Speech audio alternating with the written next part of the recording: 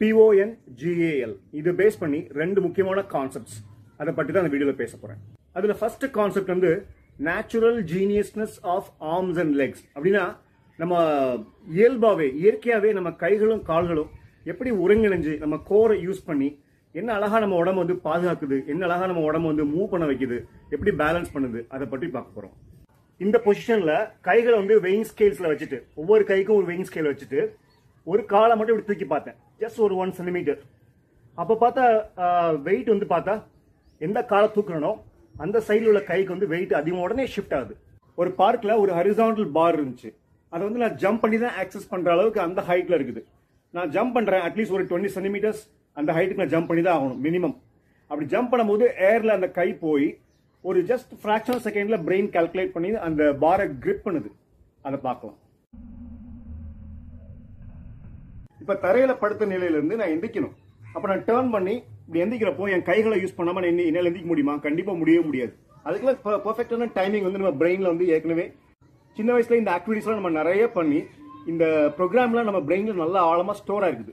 உதாரணத்துக்கு நான் டேர்ன் பண்றேன், அப்படி டேர்ன் பண்ணி இந்த மாதிரி எலிவேட் ஆகிறப்போ கரெக்டா ஒரு டைம்ல வந்து இந்த ப்ரெஷர் கொடுக்கறதுக்கு இந்த கை வந்து ரெடியா வந்துடும். இந்த மாதிரி உதாரணங்கள் நம்ம சொல்லிட்டே போகலாம். ஆனா நம்ம மூவ்மெண்ட் பேட்டர்ன் நம்ம லேர்ன் பண்றதெல்லாம் பாருங்க, ஒரு கையில மட்டும் எழுதுறது, ஒரு கையில மட்டும் பல்லு விளக்குறதுக்கு பழகிறது, ஒரு சைடு மட்டும் நல்லா திரும்பி எந்திக்கிறது, ஒரு பக்கம் மட்டும் நல்லா த்ரோ பண்றது. இந்த மாதிரி நம்ம பிரெயின் வந்து ஒரு சைடை நல்லா கண்ட்ரோல் பண்ற மாதிரி தான், அந்த மாதிரி தான் நம்ம வந்து நம்ம பாடி மெச்சூர் ஆகுது. அதோட விளைவா பிரச்சனைகள் ஏராளம். உதாரணத்துக்கு நம்ம கிரிப் ஸ்ட்ரென்த் பார்த்தா ஒரு கையில நல்லா இருக்கு, ஒரு கையில கம்மியா இருக்கு.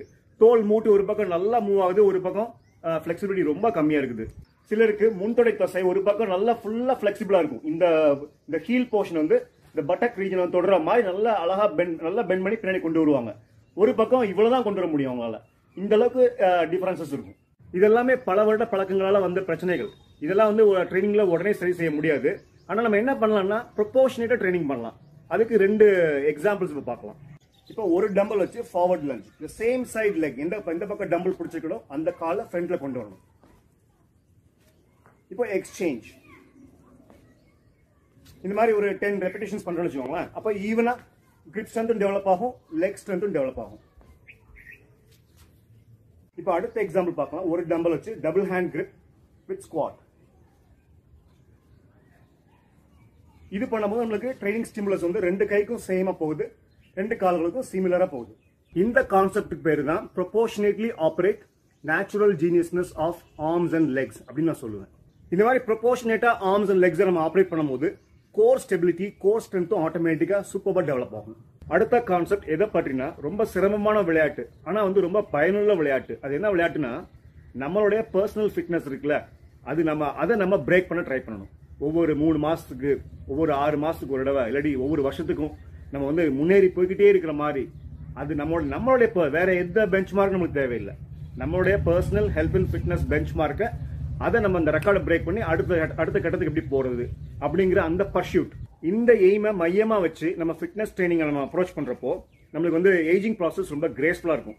நம்ம பெஸ்ட்டை நம்ம உடம்புக்கு நம்ம கொடுக்குறோம். ஆனா நம்ம ஆயுட் காலம், நம்ம லாஞ்சிவிட்டியை தீர்மானிக்கிறதுக்கு வந்து நம்ம கையில நம்ம கண்ட்ரோல் இல்லாத நிறைய ஃபேக்டர்ஸ் கூட இருக்குது. ஆனா நிறைய பேருக்கு இந்த ஃபிட்னஸ் ட்ரைனிங், இந்த எக்ஸசைஸ் பண்றதுக்கு அந்த மோட்டிவேஷன் நம்ம எவ்வளவுதான் நம்ம வந்து எவிடன்சஸ் காமிச்சாலும் அவங்க வந்து ரெடியா இல்லை.